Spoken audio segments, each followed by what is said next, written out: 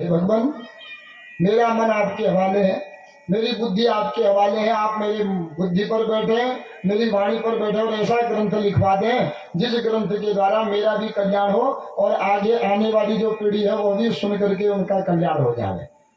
तो जब अपने को वेद व्यास जी ने अपने कर दिया भगवान में, तो वेद व्यास जी की बुद्धि में भगवान आ गए, वाणी पर सरस्वती बैठ गई, जोर जोर से भागवत के श्लोक गाने लगे। ऊपर वेद व्यास जी गा रहे हैं तो वेद व्यास जी के आश्रम के नीचे ही गणेश गुफा है। तो गणेश जी ने देखा इतने सुंदर श्लोक गा रहे हैं, लिख दिया। तो कुछ समय वेद व्यास जी जोर जोर से गाने लगे। अंत में जब वाणी अवरुद्ध हुई, भगवान के वाणी अवरुद्ध हुई, नीचे से वेद व्यास जी को इतना आनंद आया, अरे इतने बढ़िया श्लोक निकल रहे थे, कहाँ गए वो श्लोक, कहाँ ढूंढूं। तो नीचे से गणेश जी ग्रंथ लेकर के आगे, लो महाराज आपने तो गजब कमाल कर दिया, इतना सुंदर श्लोक गाए महाराज, मैंने यह सब लिख दिया है। तो वेद व्यास जी बड़े प्रसन्न हुए कि गणेश जी ने इन श्लोकों को संग्रह कर दिया है। तो ये मैंने नहीं लिखे, न मैंने बोले हैं, यह भगवता प्रोक्तम, भगवान ने मेरे बुद्धि के द्वारा वाणी के द्वारा कहलाया, इसलिए इसका नाम लिख देता हूं मैं भागवत। तो इसलिए भागवत लिख दिया और वैकुंठ में चले गए। भगवान का प्रसाद है, एक बार दिखा करके आऊं। भगवान से कहा महाराज आपके द्वारा दिया हुआ यह प्रसाद है। भगवान ने कहा इसका नाम क्या है? भागवत है इसका नाम। भागवत माने क्या होता है? वेद व्यास जी कहते हैं भगवता प्रोक्तम भागवतम, भगवान के द्वारा जो कहा गया है वही भागवत है। इसलिए महाराज आप मेरी वाणी पर बैठे, बुद्धि पर बैठे, आप ही ने लिखा रखा है, इसलिए मैंने इसका नाम भागवत लिख दिया है।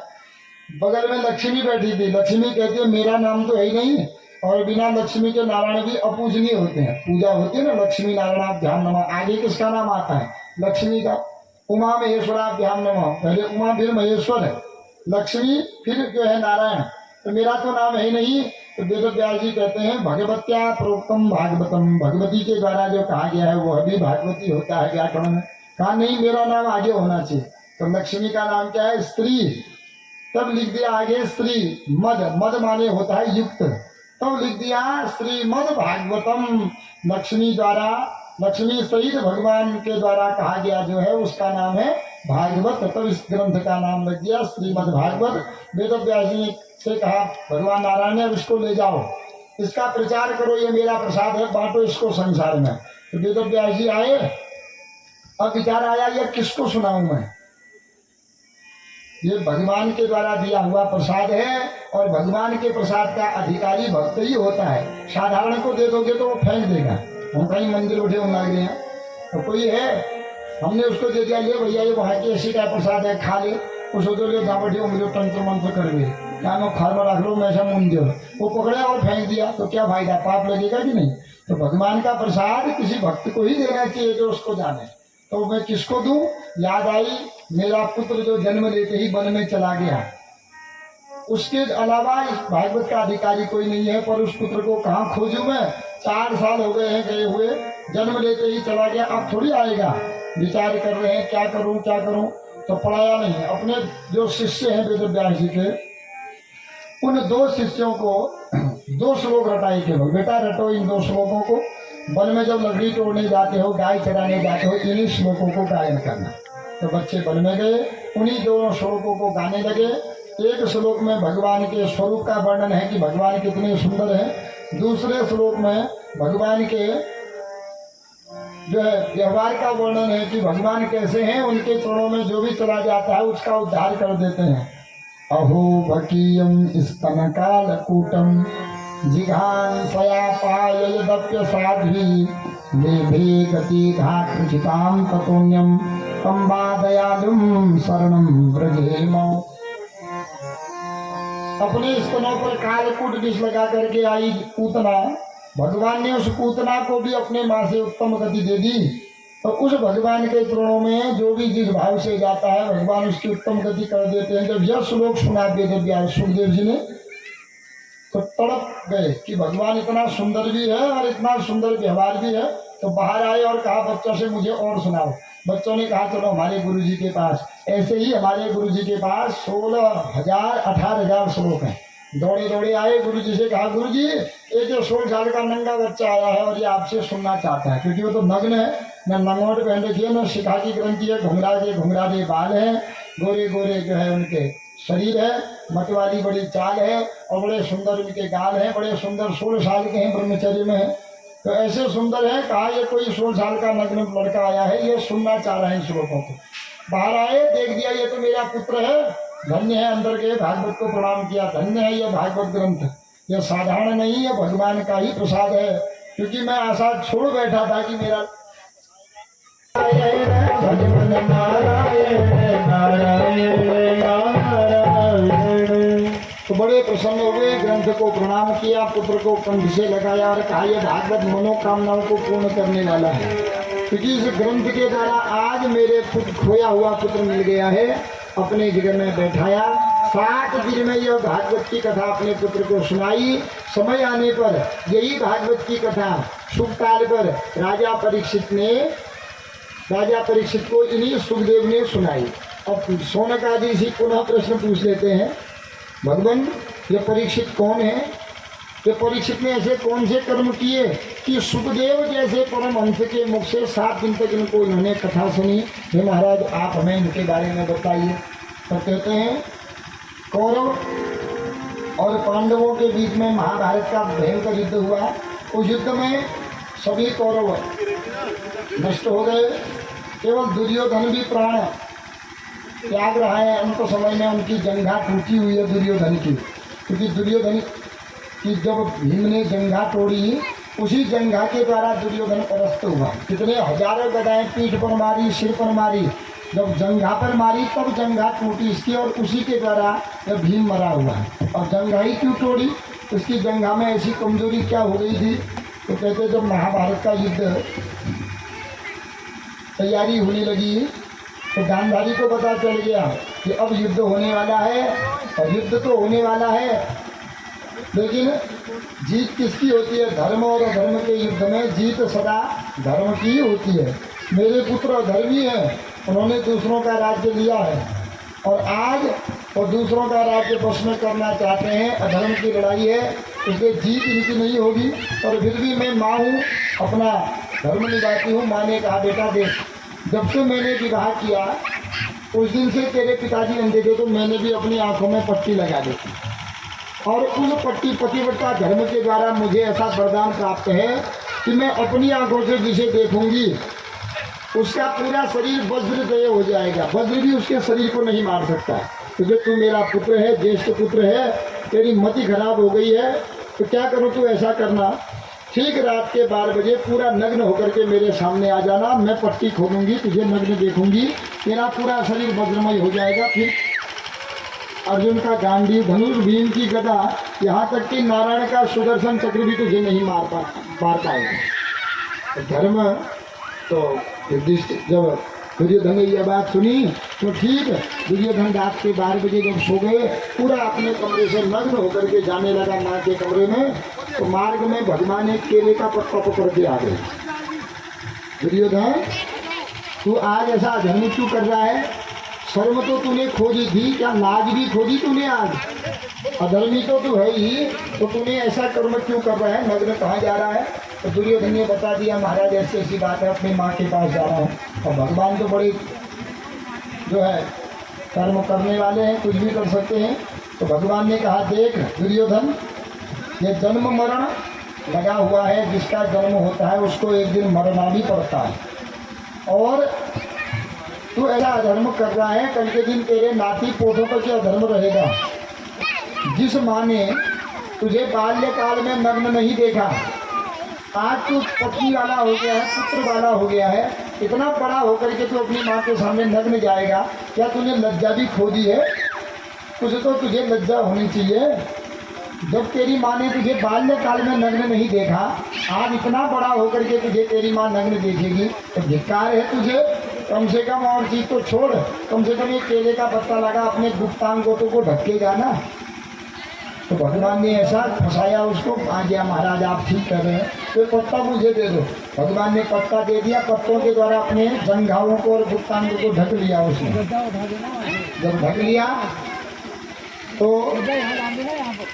माँ से कहा माँ मैं आ गया हूँ। मैया ने आँख खोली, देखा, पूरा शरीर देख दिया, लेकिन जंघा में पत्ता लगा है, इसलिए पत्ते के कारण जंघा में उनकी दृष्टि नहीं गई, इसलिए आज उसी जंघा को भीम ने तोड़ा। तो दुर्योधन ने अपने रक्त से जंघा से जो रक्त निकला है उसके द्वारा तिलक कर दिया और गया शिविर में। जैसे ही खा पी के पांडव सोने गए, भगवान कहते सो रहे हो, भगवान तो जानते हैं कि यहाँ घटना घटने वाली है।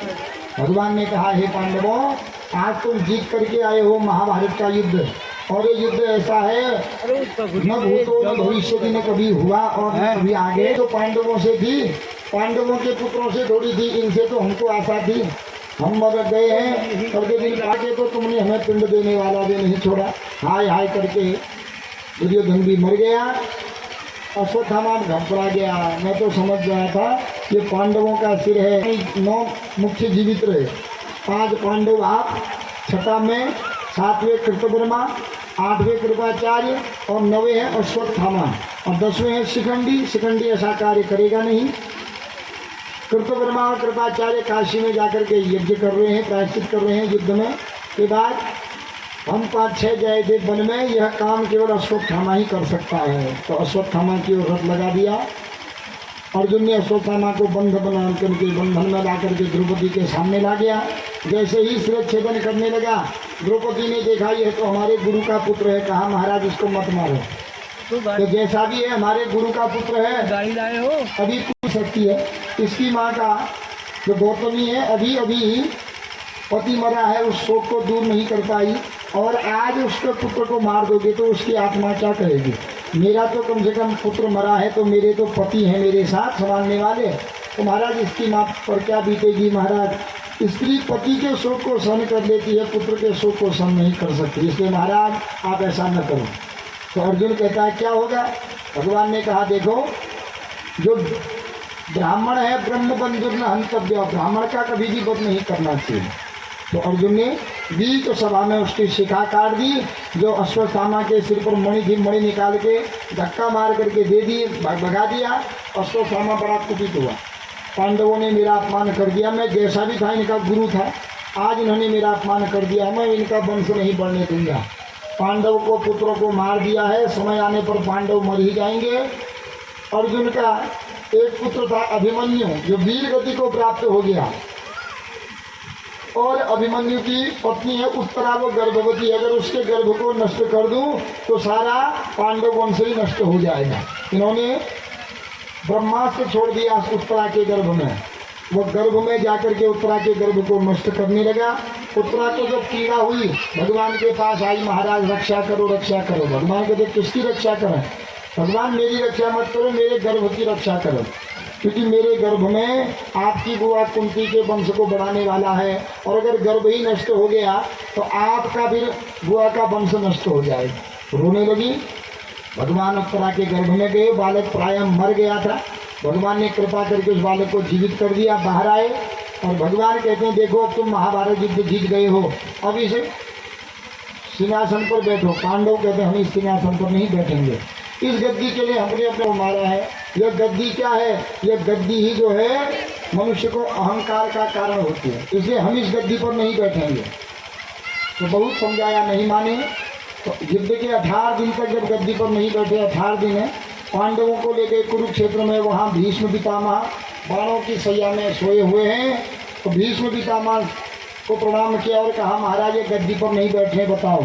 तो भीष्म पितामह ने उनको ज्ञान दिया, और उस ज्ञान के द्वारा पांडव राजगद्दी पर बैठे। भगवान भी द्वारिका आए। समय आने पर उत्तरा ने पुत्र को जन्म दिया, बड़ा सुंदर बालक है। 11वें दिन ब्राह्मणों को बुलाया, ब्राह्मणों ने उस बालक का नाम रख दिया विष्णुरात। सब पूछते हैं विष्णुरात शब्द का अर्थ क्या है, तो कहते हैं विष्णुना रक्षित इति विष्णुरात। विष्णु भगवान ने गर्भ में जाकर के रक्षा की है, इसलिए इसका नाम विष्णुरात है। तो उसके गुण कर्म बता दिए। लेकिन जब वो बालक को देखने सब जावे कि देखो कैसा बालक है, हमारा उत्तराधिकारी हो गया है, बेचारा दुखित बालक है, जन्म से ही पिता को देखा नहीं। अब जो भी बालक के सामने जावे, बालक उसके चारों ओर देखें, चारों ओर को कहते हैं परितः, देखने को कहते हैं ईक्षित, इसलिए उस बालक का उपनाम पड़ गया परीक्षित। जन्म का नाम है विष्णुराज, उपनाम पड़ गया परीक्षित कुछ बड़े हुए, 16 साल के हुए। पांडवों को पता चला कि भगवान द्वारिका को छोड़ के चले गए हैं। उन्होंने परीक्षित को गद्दी पर बैठाया, अपना बद्रीनाथ के ऊपर स्वर्गारोहण गए, एक एक करके शरीर को त्याग दिया। राजा परीक्षित गद्दी पर बैठे। एक दिन विचार आया, मैं तो चक्रवर्ती राजा हूँ, सारी पृथ्वी का घूमने निकलता हूँ, देखता हूँ मेरे राज्य में कहीं अधर्म तो नहीं हो रहा है। कुछ आगे गए तो क्या देखा, एक काला कलुटा पुरुष मुकुट पहन करके राजा का वेश बना करके गाय और बैल को जोत रहा है और लात भी मार रहा है गाय और बैल को। गाय बड़ी कमजोर हुई है, बैल के 3 पांव तोड़े हैं, एक ही पांव पर बैल चल रहा है। यह दृश्य राजा परीक्षित ने देखा, बड़ा दुख आया कि मेरे राज्य में गाय और बैल को दुख देने वाला कौन है, इसको नहीं छोड़ूंगा। जैसे ही धनुष उठाया, वो काले पुरुष ने देखा कि राजा परीक्षित ने मुझे देख लिया, कहीं मारे नहीं, वहीं पर गाय बैल को छोड़ करके भाग गए। राजा परीक्षित गए, गाय और बैल को बंधन मुक्त किया और कहा, तुम कौन हो, ये तुम काला पुरुष कौन था तुमको दुख देने वाला। बैल कहता है, महाराज क्या बताऊं, ये हमको दुख क्यों दे रहा है, हमारा भाग्य ही कमजोर होगा तब हमको दुख दे रहा है। क्योंकि शास्त्र कहते हैं जो जैसे कर रही सो तस पहुँचाएगा, हमने कोई गलत किया होगा तभी हमको दुख दे रहा है। ये समझ गया परीक्षित, मैं जान गया हूँ तुम धर्म को बोलने वाले धर्मराज हो। बैल होता है, बैल है धर्म, और यह पृथ्वी है गाय। पृथ्वी पर जब पाप हो जाता है तो पृथ्वी गाय का रूप ले लेती है और धर्म ही बैल के रूप में आ जाता है। जो आपके 4 पांव हैं, धर्म के भी 4 चरण हैं, सत्य, सोच, दया, दान। सत्य व्यतीत होते ही आपका सत्य रूपी पांव टूट जाता है, त्रेतायुग व्यतीत होते ही आपका दया रूप शुद्धता रूपी पांव टूट जाता है, त्रेतायुग समाप्त होते ही आपका दया रूपी पांव टूट जाता है। इस कलयुग में वो धर्म एक ही पांव पर चल रहा है, उसका नाम है दानमेकम कलयुगे, दान रूपी पांव पर चल रहा है। राजा परीक्षित ने उस बैल के 4 पांव को जोड़ दिया, स्वस्थ कर दिया, कहा जाओ मेरे राज्य में जब तक मैं हूँ तब तक तुमको कोई दुख नहीं देगा। गाय और बैल को धर्म और पृथ्वी को स्वस्थ करके भेज दिया। उस काले करोटे पुरुष को ढूंढने लगा कि कौन था वो चरणों में आ गया। जैसे ही मारने को तैयार हुआ, महाराज मैं आपके सामने आ गया हूँ, परीक्षित मुझे मत मारो। कहा तुम कौन हो, महाराज मेरा नाम है कलयुग। तो तुम ऐसा अधर्म क्यों कर रहे थे। महाराज मैं तो अधर्म प्रधान हूँ, मैं जहाँ भी होता हूँ वहाँ अधर्म ही ज़्यादा करता हूँ। तो कहा मेरे राज्य से निकल जाओ, जाओ, जब तक मैं हूँ तब तक मेरे राज्य में नहीं आ सकते। कलयुग कहता है महाराज आप तो चक्रवर्ती राजा हैं, पूरा राज्य आपका है, ऐसा करो कुछ जगह मुझे दे दो, वहीं मैं रहूँगा। तो कलयुग ने 4 जगह दे दी जहाँ जुआ खेला जाता है। हे कलयुग ऐसी जगह तुम्हारा वास होगा। द्यूतम पानम स्त्रिया सुना यत्र धर्मा चतुर्विद पुनश्च याचमानाय जात रूपम अजात। मुनियों का वेश बना करके गंगा नदी के तीर पर सुखताल पर गए और वहीं पर जाकर के राजा ने 2 गद्दी बनाई, एक ऊंची गद्दी एक नीची गद्दी।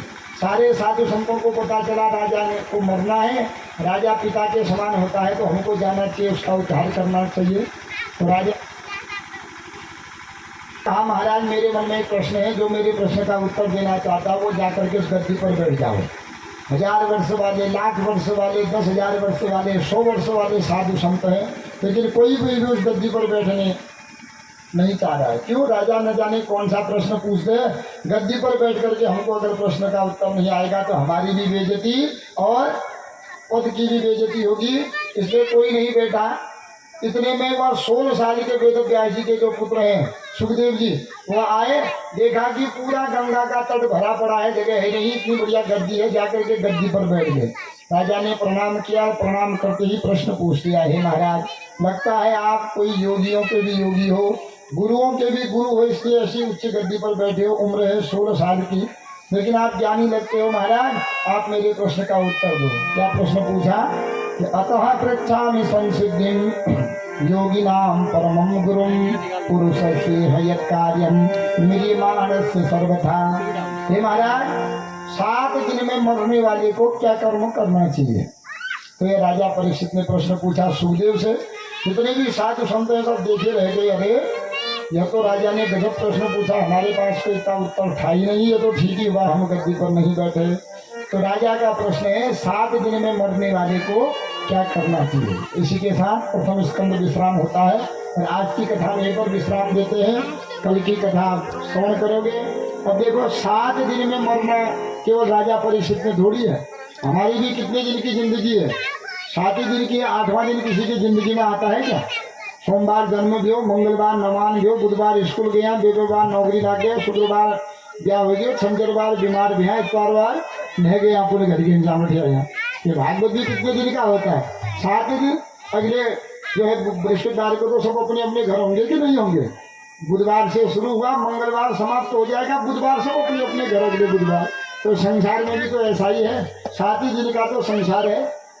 तो इसलिए 7 का बड़ा महत्व है। संगीत में भी 7 ही स्वर होते हैं, रंग भी 7 ही होते हैं, पृथ्वी से ऊपर को भी 7 ही लोग हैं, नीचे भी 7 ही हैं, नदियाँ भी 7 ही हैं, समुद्र भी 7 ही हैं, द्वीप भी 7 ही हैं, सप्ताह में दिन भी 7 ही हैं, और हमारे जिंदगी में दिन भी कितने हैं? 7 ही दिन है। इसलिए 7 का बड़ा महत्व है। 8वां दिन तो किसी की जिंदगी में आता ही नहीं है। इसलिए 7 दिन में मरने वाले को क्या करना चाहिए? तो हमने भी 7 ही दिन में मरना है। क्या लेकर के आए हैं, क्या लेकर के जाएंगे? कुछ नहीं है। तो 7 दिन की जिंदगी है, 7 दिन में क्या करना है, यह राजा का प्रश्न है। तो कल को सुखदेव जी इस प्रश्न का उत्तर देंगे। तो 12 बजे से 4 बजे तक यह कथा समस्त ग्रामवासियों के सहयोग से लोक कल्याण के लिए भगवान नौलिंग मंजन देवता के प्रांगण में की गई है। क्योंकि यह ऐसे सत्कर्म सब जगह नहीं होते हैं। कहते जहाँ भगवत की कृपा जिस पर होती है और जिनके धन पवित्र होता है, मन पवित्र होता है, पितर के पारण का समय होता है, उन्हीं के क्षेत्र में यह कथाएं होती है। नहीं तो आदमी को कहाँ टाइम से कह ना, आदमी 1 रुपये कैसे न दे, दूसरा दे देगा, समय नहीं है उसको, अपने लिए समय नहीं है, दूसरों के लिए कहाँ समय है। तो ये भगवत की कृपा से ऐसे महायज्ञ होते हैं। तो तन के द्वारा आप सबके सहयोग से महायज्ञ हो रहा है। तन के द्वारा, मन के द्वारा और धन से सहयोग करके इस महायज्ञ को पूर्ण करें। जिस भाव से आप आए हैं भगवान नौलिंग मंजन जी आप सबकी कामनाओं को पूर्ण करें। खूब आपके घर में रिद्धि होवे, सिद्धि होवे, धन संतान की वृद्धि होवे, सुख शांति की वृद्धि होवे, ऐसे सत्कर्मों की वृद्धि होती रहे। अब आरती होगी, आरती के बाद एक एक करके यहीं से मंडप से आप लोग प्रसाद देंगे और भोजन व्यवस्था तैयार है। तो भोजन करके ही जाइएगा। ब्याल का बढ़िया कीर्तन हो रहा है, पंजी लोग आ रहे हैं, तो बढ़िया कीर्तन हो रहे हैं शाम को। तो आकर के 7:30 बजे से 10 बजे तक संध्या की बेला में दिव्य कीर्तन हो रहा है। तो 7 ही दिन हमारे जीवन के भी हैं। ऐसे बना दे भगवान की भक्ति में कि कम से कम हमारा भी उद्धार हो जावे और हमारे आने वालों का भी उद्धार हो जावे। इसी के साथ आज की कथा को यहीं पर विश्राम करते हैं। बोलो सच्चिदानंद भगवान की जय। तत्रैव गंगा यमुना त्रिवेणी गोदावरी सिंधु सरस्वती च सर्वाणि तीर्थानि वसन्ति तत्र यत्राच्युतार कथा प्रसंग।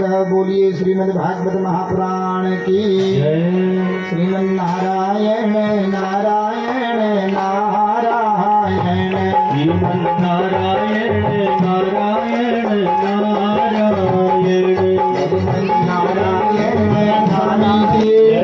अर्जुन देवता की, आदिशक्ति भगवती मैया की, भक्त और उनके भगवान की, आदि के आनंद की।